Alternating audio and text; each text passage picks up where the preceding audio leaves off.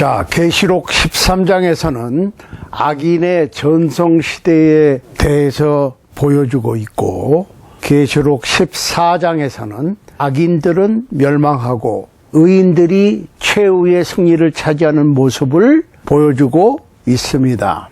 만약에 이 마지막 심판이 없다면 의인들은 왜 고통을 당해야 하는지에 대한 해답이 없겠지요. 선과 악의 심판이 없다면 불공평이라고 하는 말이 영원히 지속될 수밖에 없을 것입니다. 불법이 판을 치는 이 세상, 거짓이 난무하는 이 세상, 바르게 살려고 하는 사람들이 억울함을 당하는 이 세상을 전지전능하신 하나님께서는 그냥 내버려 두시지 않으실 겁니다. 이 최후의 심판은 잘못된 인간의 역사를 바로잡을 것이고, 불공평했던 모든 사건들을 공평하게 바로잡으실 겁니다. 그러니까 최후의 심판이라고 하는 것은 악인과 의인, 믿는 자와 믿지 않는 자, 크리스찬과 난 크리스찬을 구별해서 상 줄 사람에게는 상을 주고 벌을 줄 사람들에게는 벌을 주실 것이라는 거예요.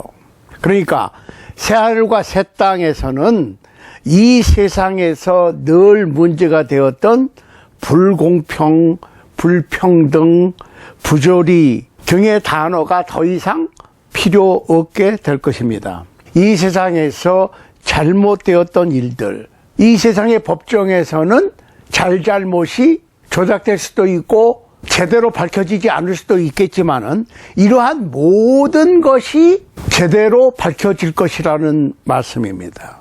그러니까 하늘나라에서는 속이는 일도 못하고 속는 일도 더 이상 발생하지 않을 것이고, 뭐 신분의 차이나 빈부의 차이도 더 이상 존재하지 않을 것입니다. 그러니까 진정한 유토피아가 바로 새하늘과 새 땅이 될 것입니다. 자, 우리가 구약 성경부터 쭉 신약 성경까지 이 최후의 심판에 대해서 이미 기록되어 있는데, 계시록 14장에서 구약과 신약에서 언급되었던 내용들이 반복이 되면서 총정리가 되는 거예요. 마태복음 3장 11절에 보면 내 뒤에 오시는 이는 성령과 불로 세례를 줄 것이요 그랬는데, 여기서 성령 세례는 의인에 대한 심판이고 불세례는 죄인에 대한 심판이라고 볼 수 있습니다. 마태복음 3장 12절에 보면 알곡은 모아 곡간에 들이고 죽정이는 꺼지지 않는 불에 태우신다고 그랬는데, 이 말씀은 알곡과 죽정이를 구분해서, 진짜와 가짜를 구분해서, 우리는 진짜와 가짜를 어느 정도는 짐작할 수 있겠지만은 확실하게 진짜인지 가짜인지 구분할 수 없겠지요. 그렇지만은 주님께서는 가짜와 진짜를, 알곡과 죽정이를 틀림없이 확실하게 구분을 해서 심판하실 것이라고 하는 말씀이죠.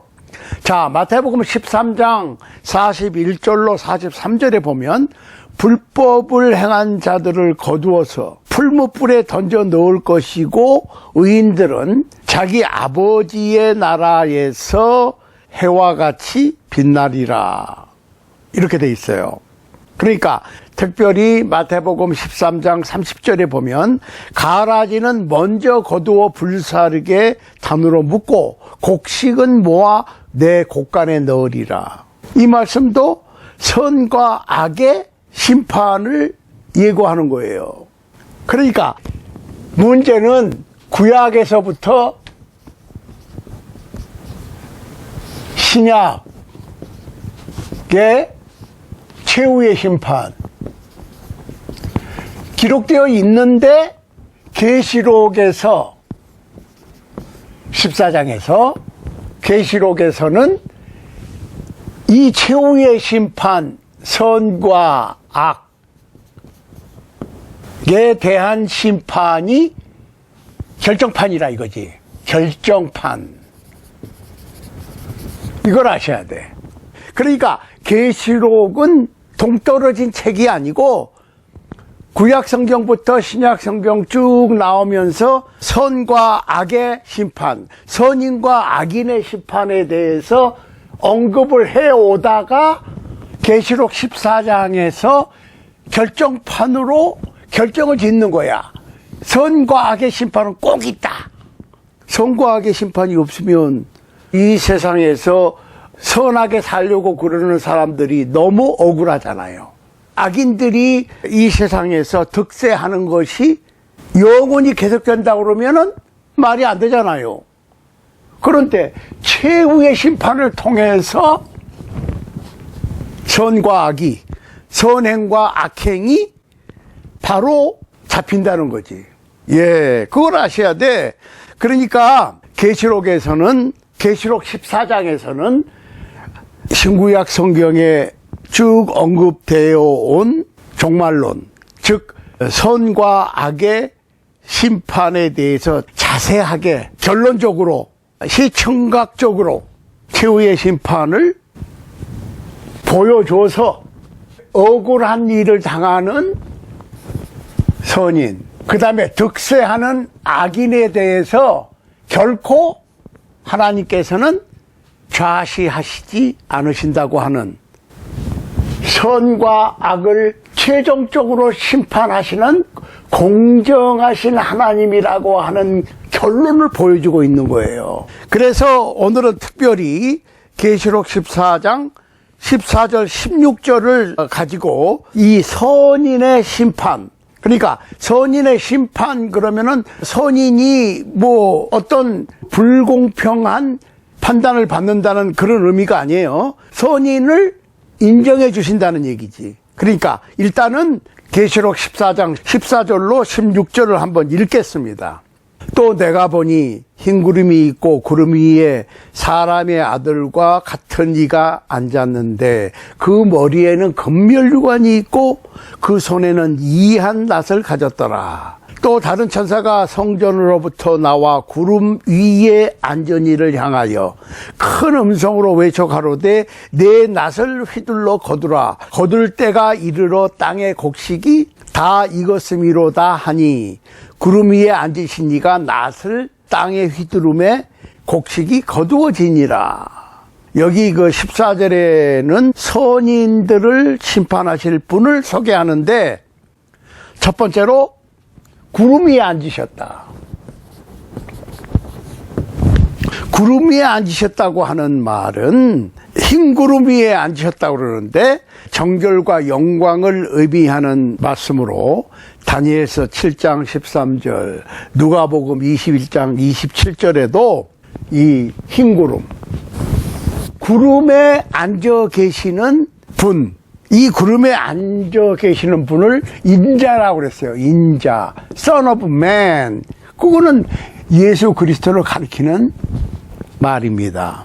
자, 다니엘서 7장 13절이나 누가복음 21장 27절에도 인자라고 하는 표현이 나와. 그 얘기는 무슨 얘기예요? Son of Man이니까 인간의 몸으로 오신 분, 말씀이 육신이 되어 오신 그리스도, 즉 태초에 하나님과 함께 있었던 하나님의 말씀이 육신을 입고 세상에 오신 분이 예수 그리스도잖아요. 그러니까 목수의 아들로 또한 목수로 이 세상을 30년 사셨고 30대쯤 되었을 때에 천국 복음을 전파하시고 또 십자가 위에서 살 찢기고 피 흘리심으로 인간을 대속하신, 복음을 완성시키신 그분, 바로 그 예수 그리스도를 지칭하는 말입니다.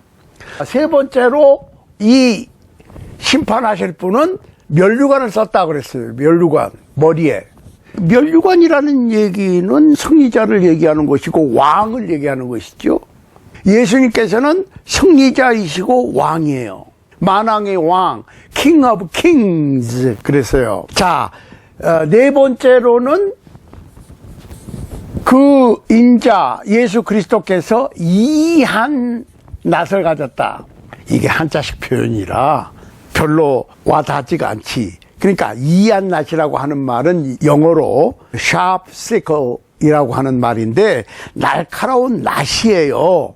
그러면은 예수님께서 추수를 하신다, 거둬들인다 라고 하는 의미로 아주 날카로운 낫을 가졌다고 그러지, 칼이 아니고 낫이라고. 그 얘기는 칼은 해치는 의도가 있을 때 칼이지, 낫은 추수하는 거야. 알곡을 거두어 드린다고 하는 좋은 의미로서의 날카로운 낫이에요.